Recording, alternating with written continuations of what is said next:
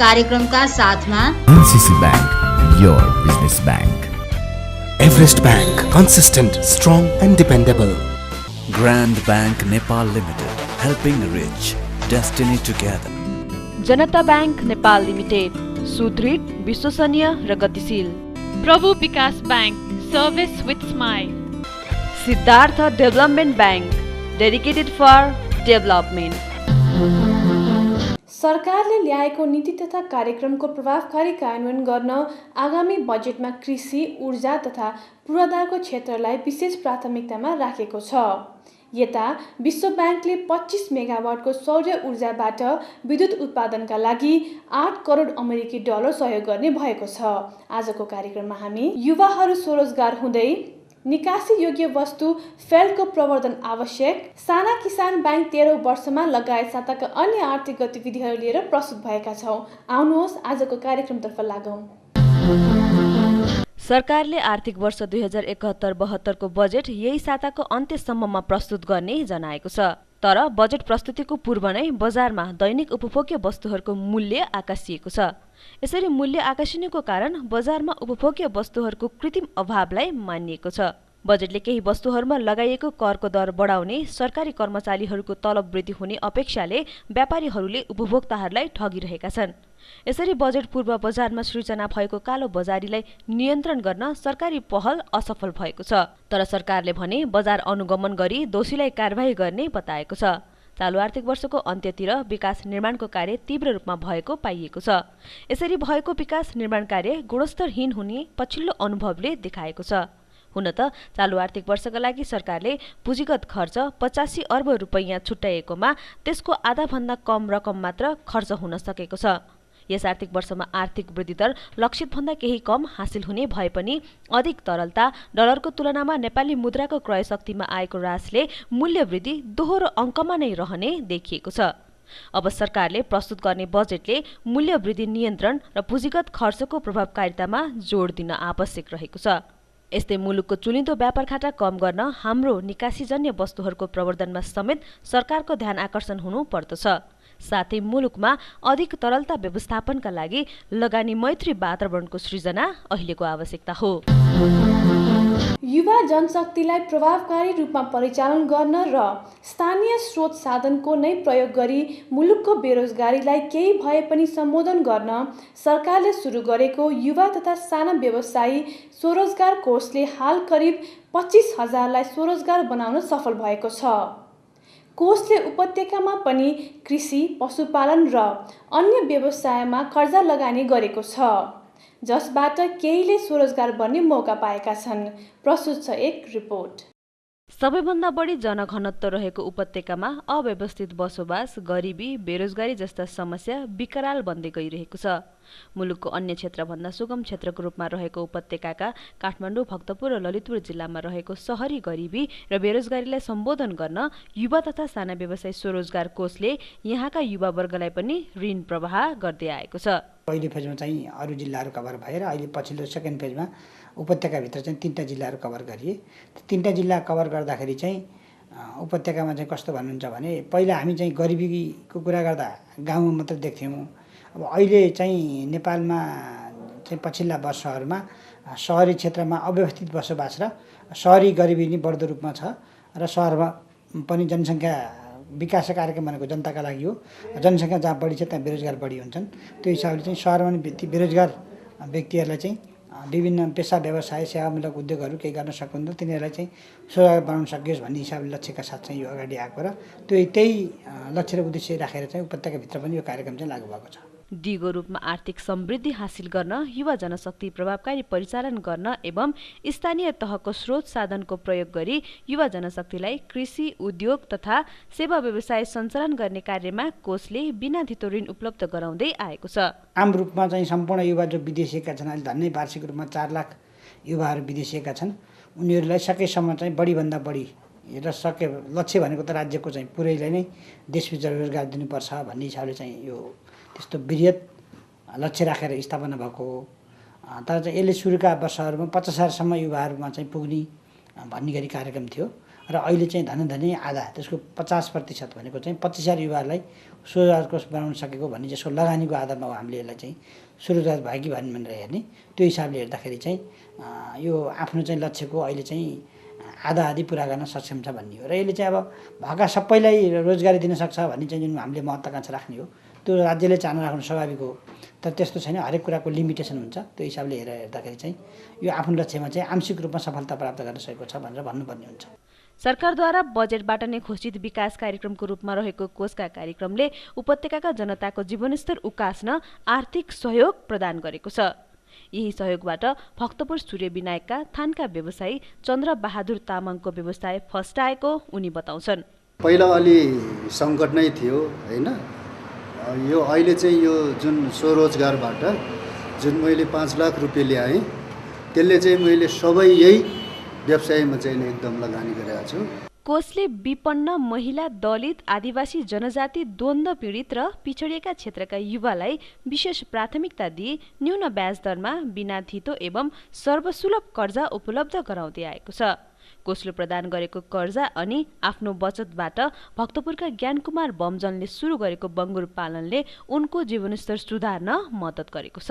अर्काको देशमा गएर होइन धेरै मेहनत गऱ्यौँ तैपनि अब भनेको जस्तो भएन, जतिखेर पनि अर्काकै अन्डरमा बस्नु पऱ्यो होइन, तैपनि अर्का अन्डर भयो भने त्यसमा पनि अब धेरै अब त्यो हुन्थ्यो, धेरै टर्बहरू आउँथ्यो होइन, अब यो भएन त्यो भएन धेरै हुन्थ्यो। अब तैपनि त्यसरी पनि अब त्यो खबेर सहेर गर्दा पनि मलाई अझै पनि भएन हजुर। अब तपाईँको 20,000 25,000 रुपियाँले चाहिँ मैले त्यत्रो मेहनत दिन काम गर्नु पर्थ्यो हजुर होइन। त्यही भएर अब यही नेपालमा आएर के गर्छु कि भनेर यसो सोच गरेर अनि तपाईँको अलिअलि आफूसँग थियो, त्यही भएर अलिअलि अब यो स्वरोजगारबाट पनि सहयोग गर्नुभयो। यता उपत्यकाको ललितपुर जिल्लामा पनि कोषको आर्थिक सहयोगबाट चिया खेती राम्रोसँग फस्टाउँदै गएको छ। ललितपुर जिल्लालाई दोस्रो इलाम बनाउने प्रयत्न स्वरूप चिया खेती सुरु भएको स्थानीय बताउँछन्। त्यहाँ चिया खेतीसँगै चिया प्रशोधन कम्पनी पनि सञ्चालनमा आइसकेको छ। यो मकै खेतीहरू भन्दा पनि यो चियाबाट धेरै नै राम्रो भइरहेछ, धेरै सजिलो भइरहेछ घर चलाउनलाई। यो युवा स्वरोजगारले अब नि आउने दिनमा नि धेरै धेरै सहयोग गर्नु भन्ने आशा छ र धेरै धेरै धन्यवाद दिन चाहन्छौँ हामीहरू यो चियालाई। विदेश जाँदा मात्र आफू एकजना गएर आइन्छ भने यो चिया खेती गर्दाखेरि छोरा नाति पनातिको पालासम्म हुन्छ भन्ने खालको कुरो पाइयो। ललितपुर जिल्लालाई दोस्रो इलाम बनाउने अभियान हो र यो दिगो खेती हो। 200-400 वर्षसम्म टिकाउ भने चिज त केही चिजका पनि बोट बिरुवा फल कुनै जात पनि हुँदैन र निरन्तर 9 महिना टिपेर कमाई खाने कुनै जात पनि हुँदैन, कुनै फलफुल पनि हुँदैन। युवा तथा साना स्वरोजगार कोषबाट हामीलाई शुभतारा बहुउद्देश्य सहकारी संस्थालाई गत वर्ष चिया खेती के अरे यो हामीलाई चाहिँ नि केही रकम विनियोजित भएको थियो। त्यसमध्ये कृषिलाई नै हामी सबै कृषिलाई गरेका छौँ। बाख्रा च्याउ खेतीलाई दिएका छौँ, भैँसी पारेर दुध डेरी फार्म गर्नेलाई दिएका छौँ अनि चिया खेती गर्नेलाई दिएका छौँ। चिया खेती गर्ने दिँदाखेरि यो चन्दनपुर ललितपुर जिल्लाको यो चन्दनपुर गाउँमा केही कृषकहरूलाई हामीले चिया खेती गर्न दिएका छौँ। 2 लाखका दरले हामीले दिएका छौँ। युवा तथा साना व्यवसायी स्वरोजगार कोषले करिब 1 वर्षदेखि 41वटा सहकारी मार्फत सम्बन्धित युवामा कर्जा लगानी गर्दै आएको छ। अधिकतम 2 लाखसम्म कर्जा प्रदान गर्दै आएको कोषले कर्जाको सीमालाई बढाउनु पर्ने सम्बन्धित व्यवसायीहरूको माग रहेको छ। हामीलाई दिएको जति जुन स्केलमा दिएको छ त्यसले चाहिँ हामीलाई पर्याप्त नभएको, किनकि खर्चालु छ। हामीलाई बिरुवा खरिद गर्नदेखि लिएर जग्गा बनाउनदेखि लिएर यो रोपनलाई खर्चालु छ। अर्को कुरो तुरुन्तै आम्दानी दिँदैन, चियाले कुर्नुपर्छ 3-4 वर्ष। त्यसले गर्दा एउटा कृषकलाई कम्तीमा 5 लाखसम्म भयो भने राम्रो खेती गर्न सकिन्थ्यो भन्ने आशा हो। निम्न आय भएका छौँ हाम्रो टोल गाउँमा, त्यस्तो सम्पन्न मान्छे कोही पनि छैन। इमानदारीपूर्वक यो स्वरोजगारको चाहिँ जुन रकम राम्रोसँग उपयोग गर्यो भने उहाँहरूले धेरै नै चाहिँ नि आम्दानी गर्न सक्नुहुन्छ। यो चाहिँ कन्फर्मै छ। यो पेसा राम्रो छ। यो पेसालाई नै उहाँहरूले यो पैसा लगानी पैसालाई उपयोग गर्यो भने चाहिँ अवश्य सफलमा पुग्छ। 2 लाख होइन, कम्तीमा नि 5 लाख रकम दियो भने इच्छा अनुसारको कृषकहरूले चिया खेती गर्न सक्छ। त्यो चिया खेतीबाट उनीहरू लाभान्वित, पहिलाको परम्परागत खेती यहाँको परम्परागत खेती मकै तोरी गहुँ भन्दा यसबाट 10 गुणा बढी आय हुँदो रहेछ। यसको जस्टिफिकेसन हामीले गरिसक्यौँ। न्यूनतमभन्दा न्यूनतम मूल्य चाहिँ जीविकोपार्जन हुन सकोस् र सम्मानित रूपमा चाहिँ नागरिक भएर बाँच्न सकोस् र उसले आफूले चाहिँ के भन्दाखेरि राज्यको तर्फबाट पनि मैले चाहिँ सपोर्ट पाएको छु र मैले पनि केही गर्नुपर्छ भन्ने उसलाई चाहिँ के भन्दा मनोबल उच्च राख्न सकियोस् भनेर चाहिँ राज्यले चाहिँ 2 लाखसम्म बढीमा चाहिँ लगानी गरेको हो र यहाँ चाहिँ यो 5 लाख गर्ने अथवा 4 लाख गर्ने यस्तो कुरो चाहिँ हालसम्म कार्यक्रममा छैन। पछि भएछ भने निर्णय त्यही बेला हुनसक्छ। अहिलेसम्म चाहिँ त्यो बारेमा चाहिँ छलफल कुराकानी भएको छैन। अहिले चाहिँ 2 लाखकै लिमिटेसन म्याक्सिमम त्यही हो। नेपालका सबै जिल्लामा स्थानीय तहको स्रोत साधनको प्रयोग गरी युवा जनशक्तिलाई कृषि, उद्योग तथा सेवा व्यवसाय सञ्चालन गर्ने कार्यमा सहयोग गर्नका लागि कोषले 25वटा ब्याङ्क तथा वित्तीय संस्था एवं 624वटा प्रारम्भिक सहकारी मार्फत 73 जिल्लामा कार्यक्रमलाई सञ्चालन गरिरहेको छ। हालसम्म कोषले 25 ब्याङ्क तथा वित्तीय संस्थाबाट 1 अर्ब 31 करोड रुपैयाँ र प्रारम्भिक सहकारीबाट 1 अर्ब 88 करोड रुपैयाँ गरी हालसम्म 3 अर्ब रुपैयाँ भन्दा बढी लगानी गरिसकेको छ। हामीसँग थप सामग्रीहरू अझै बाँकी छन् त त्यसभन्दा अगाडि छोटो कमर्सियल। नेपाल वायु सेवा निगमले आगामी 1 दशकमा 9 अन्तर्राष्ट्रिय र 15 आन्तरिक उडानका लागि जहाज ल्याउने कार्ययोजना तयार गरेको छ। यता केन्द्रीय ब्याङ्कले 5 ग्रामीण विकास ब्याङ्कहरू एक आपसमा गाभिएर राष्ट्रिय स्तरको ग्रामीण विकास ब्याङ्क बन्न स्वीकृति दिएको छ। यस्तै आर्थिक वर्षको अन्ततिर शेयर बजारमा उत्साह देखिएको छ। थप सामग्रीहरूसहितको अबको प्रस्तुति बिजनेस राउन्डअप। हिमालयन ब्याङ्क लिमिटेडले संस्थागत सामाजिक उत्तरदायित्व कार्यक्रम अन्तर्गत सानो ठिमी स्थित ओम वृद्धाश्रमका 11 वृद्धहरूलाई सहयोग गरेको छ। सहयोग स्वरूप ब्याङ्कका प्रमुख कार्यकारी अधिकृत अशोक राणाले लत्ता, कपडा, खाद्यान्न लगायतका सामग्रीहरू हस्तान्तरण गर्नुभएको हो। यस वृद्धाश्रममा विगत 4 वर्षदेखि वृद्धहरू बस्दै आएका छन्। एभरेस्ट ब्याङ्क लिमिटेडले धादिङ बेसीमा नयाँ शाखा सञ्चालनमा ल्याएको छ। उक्त नयाँ शाखाको सञ्चालनपछि ब्याङ्कको शाखा सङ्ख्या 52 पुगेको छ। साथै ब्याङ्कले हाल 27 एक्सटेन्सन काउन्टर र 73 एटिएम मार्फत ब्याङ्किङ सेवा दिँदै आएको छ। यस एभरेस्ट ब्याङ्क भारतको पन्जाब नेसनल ब्याङ्कको साझेदार ब्याङ्क भएकाले ब्याङ्कको 6000 भन्दा बढी शाखा र एटिएमबाट कारोबार गर्न सकिने ब्याङ्कले जनाएको छ। ब्याङ्कले हाल रेमिटेन्स, इन्टरनेट ब्याङ्किङ लगायतका सेवाहरू दिँदै आएको छ। साना किसान विकास ब्याङ्क लिमिटेड सञ्चालनको 13औं वर्षमा प्रवेश गरेको छ। मुलुकमा कृषि क्षेत्र तथा साना कृषकहरूको लघुवित्त कार्यक्रम मार्फत विकास गर्ने उद्देश्यले यस ब्याङ्कको स्थापना भएको हो। कृषि विकास ब्याङ्क अन्तर्गतको साना किसान परियोजनालाई साना किसान कृषक सहकारी संस्थामा रूपान्तरण गरेर लघुवित्तको कार्यक्रम सञ्चालन गरिँदै आएको छ। यस ब्याङ्कले हाल 8 क्षेत्रीय कार्यालय मार्फत 55 जिल्लामा लघुवित्त सेवा दिँदै आएको छ। ब्याङ्कले आगामी दिनमा आफ्नो कार्यक्षेत्रलाई थप विस्तार गरी युवा लक्षित कृषि कार्यक्रमहरू सञ्चालन गर्ने बताएको छ। साथै ब्याङ्कले युवाहरूलाई कृषि उद्यमशीलताका लागि अन्य निकायसँग सहकार्य गर्ने जनाएको छ। पुँजी परिचालन गर्न सक्ने क्षमताको विकास गरेपछि मात्रै अनि हामी चाहिँ पुँजीको व्यवस्थाहरू मिलाउँछौँ। त्यसपछि गएर पुँजी पछाडि चाहिँ उनीहरूलाई मतलब चाहिँ काममा क्रियाशील हुने, आय आर्जन काममा क्रियाशील हुने कामहरूमा लगाउँछौँ। त्यसपछि व्यवसाय रूपले चाहिँ खेती गर्नुपर्छ, पशुपालन गर्नुपर्छ, आय आर्जन गर्नुपर्छ भनेर व्यवसायतिर उन्मुख गराउँछौँ। जब व्यवसाय रूपले उनीहरूले उत्पादन गरिसकेपछि त्यो व्यवसाय रूपले उत्पादन गरेका चिजहरूलाई प्रोसेसिङ र मार्केटसम्म चाहिँ कसरी पुर्याउने, कति सहज ढङ्गले पुर्याउने र आफ्ना उत्पादित वस्तुको मूल्य आफैले कसरी राख्न सक्ने, यति कुरा चाहिँ वास्तवमा हामीले हाम्रो बैङ्कले साना किसान कृषि सहकारी संस्था मार्फत सदस्यलाई यति गर्न सक्यौँ भनेदेखि चाहिँ वास्तवमा हाम्रो मुलुकमा कृषिको लागि धेरै हामी परिवर्तन गरेर लान सक्छौँ। खास गरी हाम्रो जोड चाहिँ नि युवाहरूमा उनीहरूलाई सिकाउनुपर्छ, देखाउनुपर्छ, गराउनुपर्छ। एउटा सिकाउनु पर्यो, सेकेन्ड कुरो उनीहरूलाई अनि सिकाउन सकिएन भने देखाउनु पर्यो। जस्तै इजरायलको कुरो भयो, त्यहाँ काम पनि गर्छ। र तेस्रो कुरो चाहिँ नि उनीहरूलाई गराउनु पर्यो। अनि त्यो गर्नको लागि त्यो गर्ने बेलामा चाहिँ पुँजीको आवश्यकता पर्छ, त्यो बेला चाहिँ साधनको आवश्यकता पर्छ। त्यो साधनको खाँचो चिन्ह पुग्ने हिसाबमा कसरी व्यवस्थापन गर्ने, कसरी मिलाउने, जसले गर्दा चाहिँ युवाहरू यो भित्र चाहिँ नि उनीहरूको भएको सिपमा पनि क्षमता अभिवृद्धि होस् एउटा।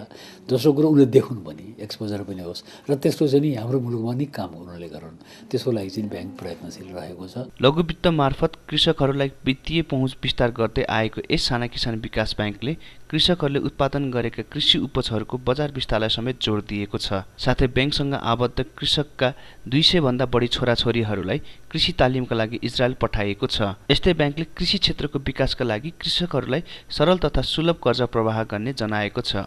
विशेष गरी बरु एकदमै न्यूनतम ब्याजमा चाहिँ पुँजीहरू पुर्याइदिने हैन, त्यो काममा चाहिँ हाम्रो बैङ्क लाग्नुपर्छ र त्यस्तो उद्योगहरूलाई पनि हामीले केही सरकारले अनुदान पनि कुनै व्यवस्थाहरू मिलाएको छ र हामीले चाहिँ कति चाहिँ ऋणको रूपले पनि व्यवस्था मिलाउने कामहरू गरेका छौँ। झन्डै 50% चाहिँ त्यो हिसाबले काम गरेका छौँ। अनि मात्रै उनीहरूले बनाएको त्यो प्रोजेक्ट, उनीहरूले बनाएको फ्याक्ट्री, उनीहरूले बनाएको कारखाना, उनीहरूले बनाएको चाहिँ टनलको खेती होइन, उनीहरूले जे चिज निर्माण गरेका हुन्छन् त्यो निर्माण गरेका चिजमा चाहिँ उनीहरूको लागत परिसकेपछि उनीहरूले त्यसलाई माया गर्छन्। हाम्रो किसानलाई चाहिँ नि ऋण दिँदाखेरि चाहिँ नि सस्तो ब्याज दरमा हामीले दिनुपर्छ।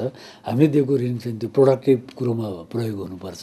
त्यसले गर्दाखेरि किसानको आय पनि बढोस्, ऋण तिर्न सक्षम पनि होस्, बचत पनि गर्न सकोस्, आफ्नो ब्याङ्क आफ्नो संस्थामा लगानी पनि गर्न सकोस् र अरू स्टेक होल्डर भन्छ नि, अरू त्यहाँ चाहिँ नि यो ब्याङ्कप्रति चाहिँ नि एकदम विश्वास गर्ने, यो ब्याङ्कप्रति आस्था गर्ने जनतालाई जसले ब्याङ्कको सेयर किनेको हुन्छ उनीहरूको सेयर पनि को मूल्य पनि नघटोस्, त्यो कुरोमा चाहिँ ब्याङ्क सचेत र त्यसमा क्रियाशील रहेको छ।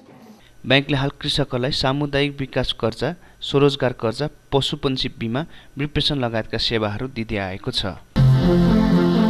हामीसँग निकासीजन्य वस्तु फेल्ट सम्बन्धी रिपोर्ट अझै बाँकी छ, तर त्यसभन्दा अगाडि पुनः छोटो ब्रेक। फेल्टजन्य वस्तुहरूको निर्यातबाट पनि राम्रै आम्दानी गर्न सकिने भएको छ। नेपाल एकीकृत व्यापार रणनीतिले पनि निर्यात प्रवर्धनका लागि फेल्टजन्य वस्तुहरूलाई समावेश गरेको छ।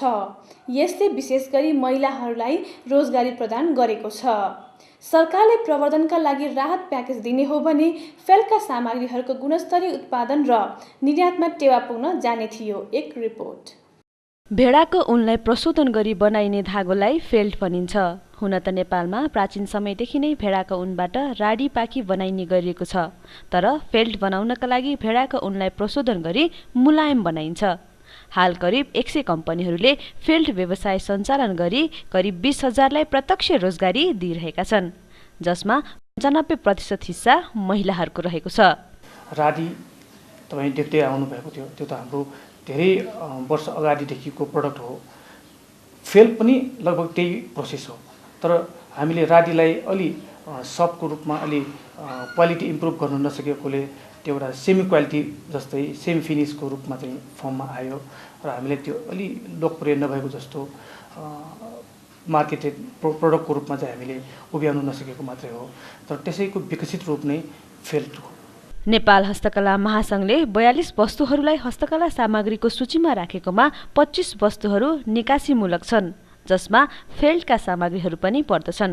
पछिल्लो समयमा गलैँचा, पस्मिना जस्तै फेल्टका सामग्रीहरूको निर्यात पनि बढ्दो क्रममा रहेको छ। गत आर्थिक वर्षमा करिब 53 करोड रुपैयाँको सामग्री निर्यात भएकोमा चालु आर्थिक वर्षमा करिब 65 करोड रुपैयाँका फेल्टजन्य सामग्रीहरू निर्यात हुने अपेक्षा गरिएको छ। नेपाल हस्तकला महासङ्घले एउटा हस्तकलाको वस्तु भनेर पहिचान गरेको जम्मा 42वटा वस्तु प्रोडक्ट लाइन वस्तु बिडाहरू छन्। त्यसमध्ये 25वटा वस्तु निकासी हुँदै आएको छ र यी 25वटा मध्ये चौथो नम्बरमा निकासीको महत्त्वपूर्ण स्थान ओगट्न सफल भएको यो फेल्ट प्रडक्ट हो र विगत केही वर्षको आर्थिक वर्षको हामीले एक्सपोर्ट डाटा हेर्ने हो भनेदेखि यो क्रमशः वृद्धि हुँदै आएको देखिन्छ। यता फेल्टका सामग्री बनाउनका लागि न्युजिल्यान्डबाट कच्चा पदार्थ आयात गरिने गरिन्छ। यसरी बाहिरबाट कच्चा पदार्थ आयात गरिने हुनाले पनि फेल्टका सामग्रीहरूको निर्माण लागत बढी हुने गरेको व्यवसायी बताउँछन्।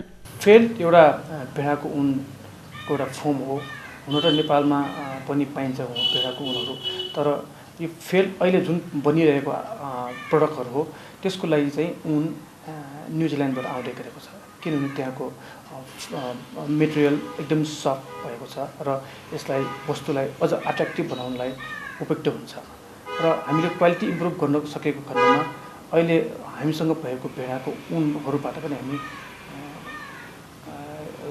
प्रडक्ट निकाल्न सक्छौँ अथवा यो कच्चा पदार्थको रूपमा उपयोग गर्न सक्छौँ। न्युजिल्यान्डबाट यसको जुन आयात हुन्छ त्यो न्युजिल्यान्डबाट आयात गर्दाखेरि विगत 3-4 वर्ष अगाडि यसै प्रति किलो चाहिँ 200-300 रुपियाँ हाराहारीमा थियो प्रति किलो भने अहिलेको समय आएर 550 रुपियाँ 100%को दरले यसको वृद्धि भइसकेको छ।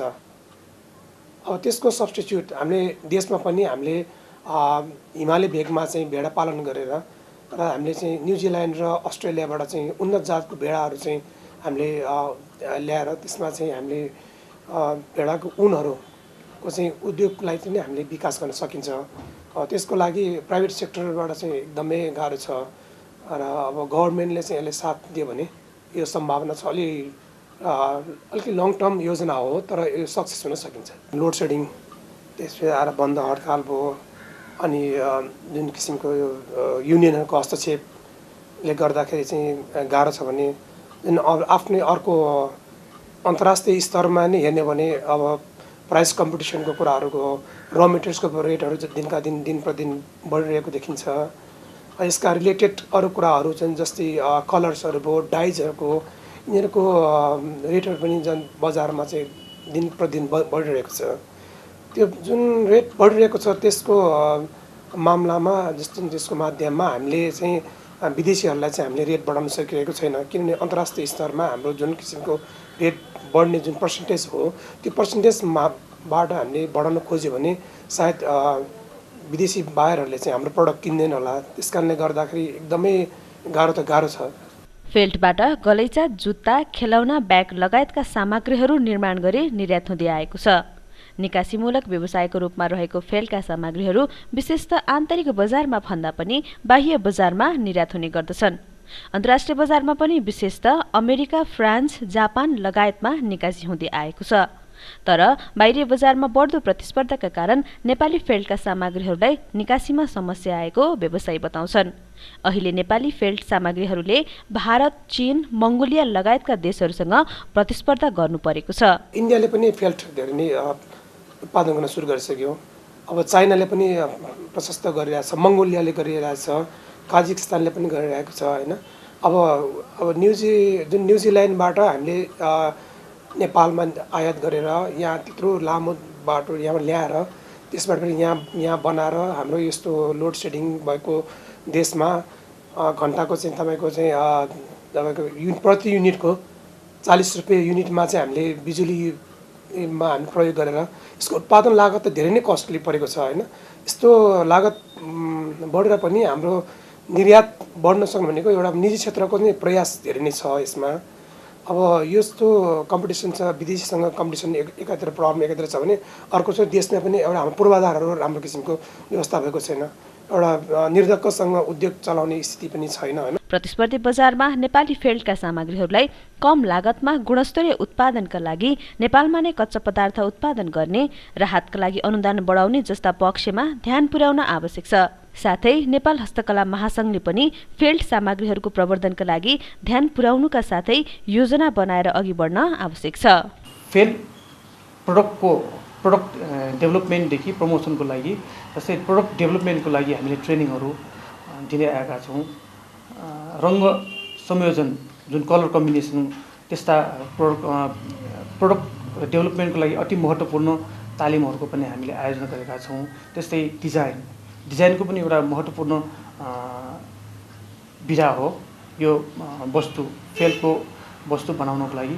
त्यस्ता डिजाइन डेभलपमेन्ट ट्रेनिङहरू पनि हामी आयोजना गर्दै आएका छौँ। कच्चा पदार्थको चाहिँ हामीले नेपालमा हामीले उत्पादन गर्न सक्यौँ त्यसको चाहिँ हाम्रो कच्चा पदार्थको मूल्यमा हामीले कम ल्याउन सकिन्छ अनि अर्को अब हाम्रो जस्तो उद्योगलाई चाहिँ सरकारले दिइरहेको जुन इन्सेन्टिभ छ इन्सेन्टिभ चाहिँ अब 4% दिइरहेको त्यसबाट 2%मा झारिसक्यौँ। अब हामीले 10%को माग गरिरहेको छौँ। यो 10%को माग भनेको यो व्यवसाय आफूले लिन लागेको होइन, जुन मार्केटमा र मेटेरियल्स बढिरहेको छ, कम्पिटिसन धान लाग्छ त्यसको लागि एउटा राहत मात्रै हो। हामीले त्यस कारणले इन्सेन्टिभ बढाउनु जरुरी छ।